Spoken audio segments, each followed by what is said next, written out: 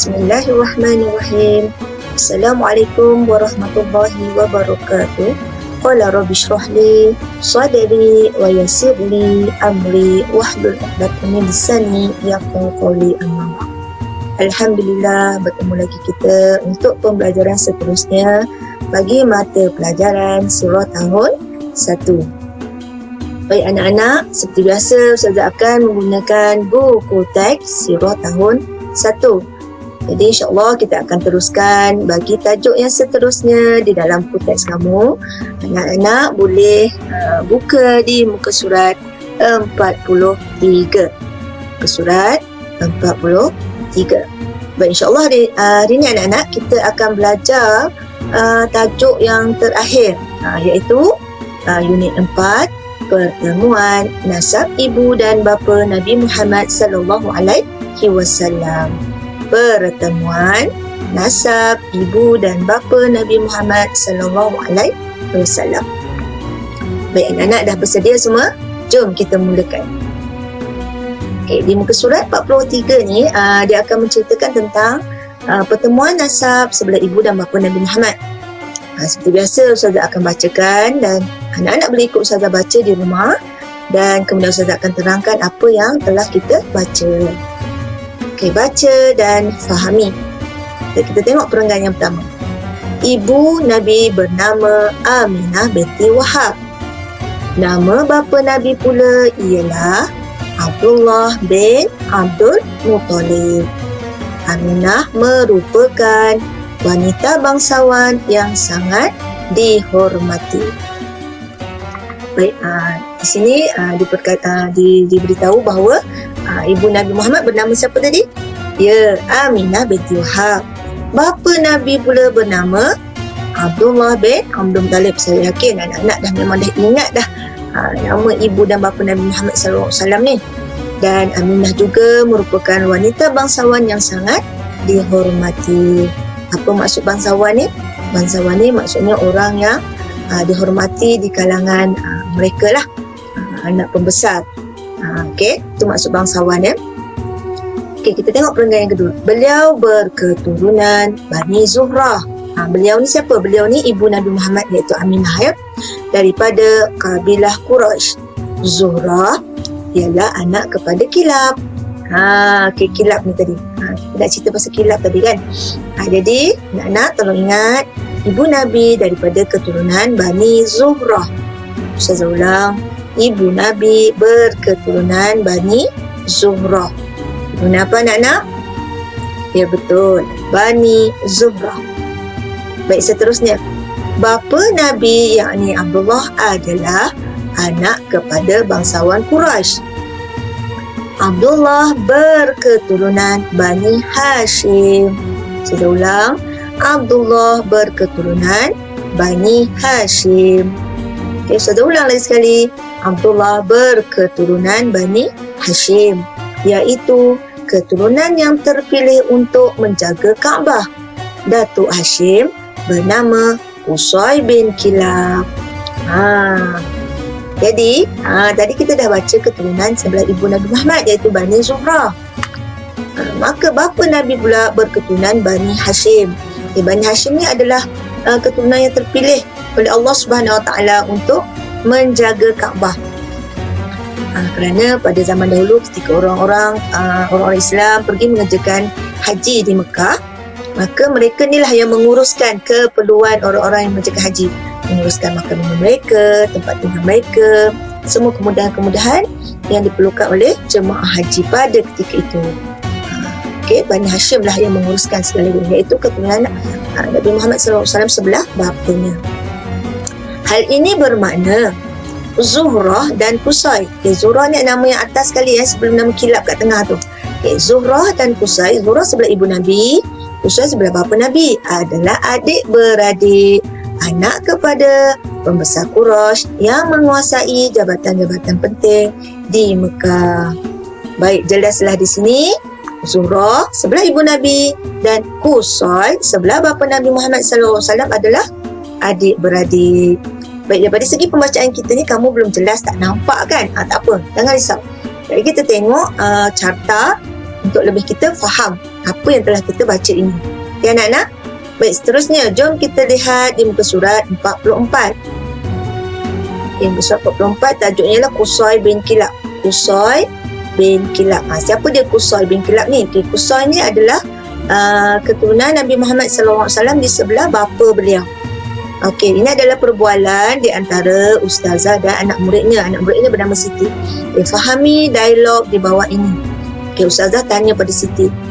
Ustazah kat sebelah kanan ya. Siti, kamu tahu siapa Qusay bin Kilab? Okey, Siti pun jawab. Tahu ustazah, beliau ialah asal nasab kedua-dua ibu bapa Nabi. Okey, kemudian ustazah tanya lagi.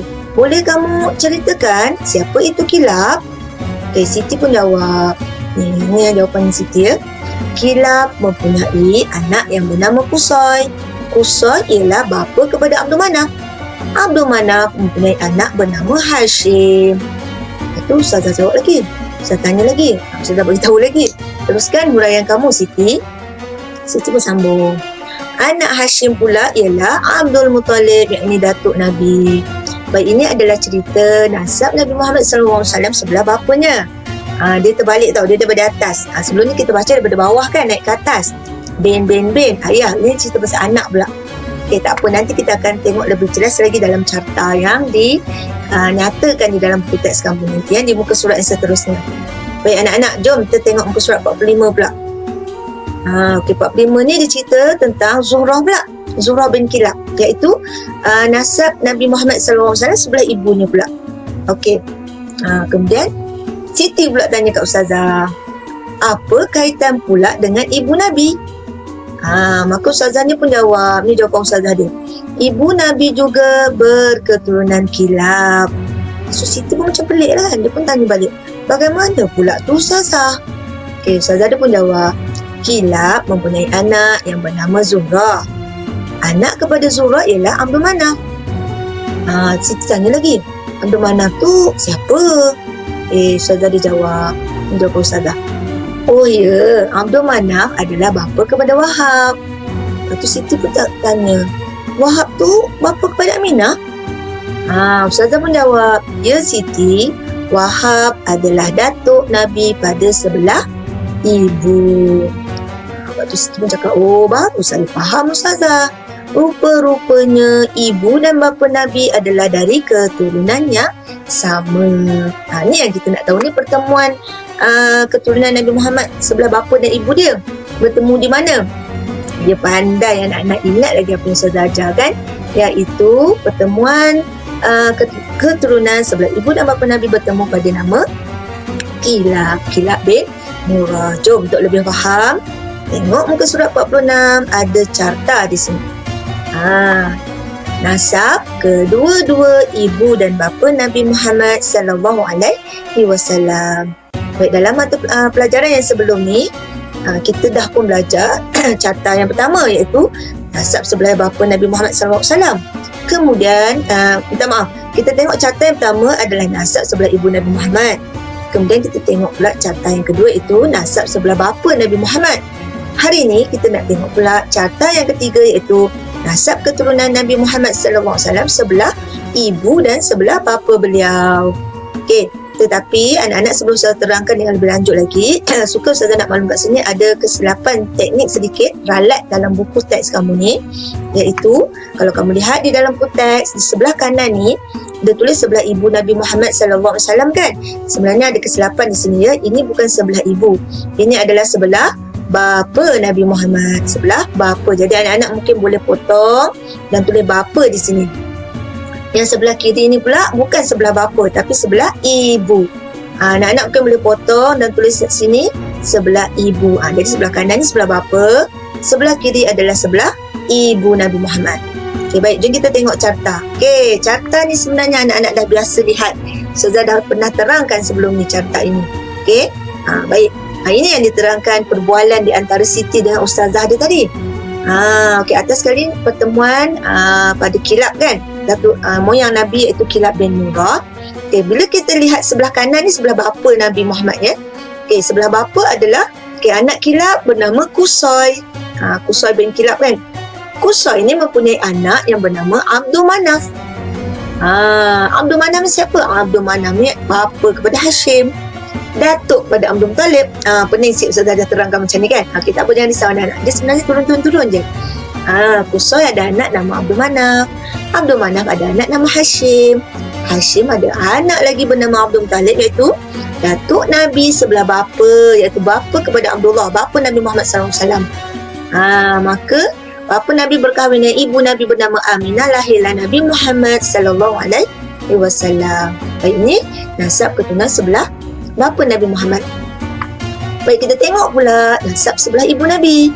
Daripada Kilab tadi, Kilab ada anak lagi seorang bernama Zuhrah. Zuhrah bin Kilab kan. Zuhrah ada anak nama Abdul Manaf. Abdul Manaf ada anak bernama Wahab. Wahab pula ada anak bernama Aminah, iaitu ibu Nabi. Maka Aminah berkahwin dengan Abdullah, mendapat Nabi junjungan kita, iaitu Nabi Muhammad SAW. Seperti yang Ustazah selalu minta kamu anak-anak ingat kan. Sebelah ibu, sebelah bapa, Nabi Muhammad SAW mempunyai bapa bernama Abdullah. Abdullah bin Abdul Muttalib. Abdul Muttalib bin Hashim. Hashim bin Abdul Manaf. Abdul Manaf bin Qusay. Qusay bin Kilab. Itu sebelah bapa. Sebelah ibu pula Aminah binti Wahab. Wahab bin Abdul Manaf. Abdul Manaf bin Zuhrah. Zuhrah bin Kilab. Ingat lagi tak? InsyaAllah ingat ya.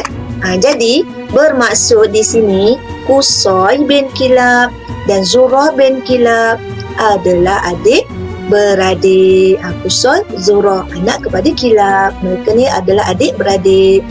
Maka bertemu pada sebelah ibu dan sebelah bapa pada Qusay dan Zuhrah tadi. Okey, faham anak-anak? Pertemuan keluarga Nabi Muhammad SAW sebelah ibu dan bapa bertemu pada Kilab bin Murrah. Baik, suka Ustazah nak ingatkan di sini anak-anak, nampak tak ada dua nama kat sini yang sama? Sebelah bapa ada Abdul Manaf, sebelah ibu pun ada Abdul Manaf. Adakah mereka orang yang sama? Siapa boleh jawab? Adakah mereka orang yang sama? Abdul Manaf sebelah ibu, Abdul Manaf sebelah bapa. Adakah orang yang sama? Ya, tepat sekali jawapan anak-anak. Tidak. Mereka bukan orang yang sama. Mereka orang yang berlainan. Orang yang berlainan, tak sama. Nama sama, tetapi orang yang berlainan. Orang tak sama. Nama sama, orang tak sama. Faham anak-anak? Ya? InsyaAllah, Ustazah yakin anak-anak boleh faham dengan jelas apabila melihat carta di muka surat 46 ini. Okey? Dan Ustazah harap anak-anak boleh ingat. Ingat carta ini. Sebelah bapa dan sebelah ibu Nabi Muhammad SAW. Okey anak-anak? Baik, Ustazah rasa setakat ini dulu pembelajaran kita pada kali ini. InsyaAllah kita akan berjumpa lagi dalam pembelajaran di masa akan datang. Sini itu, wabillahi taufiq wal hidayah. Wassalamualaikum warahmatullahi wabarakatuh.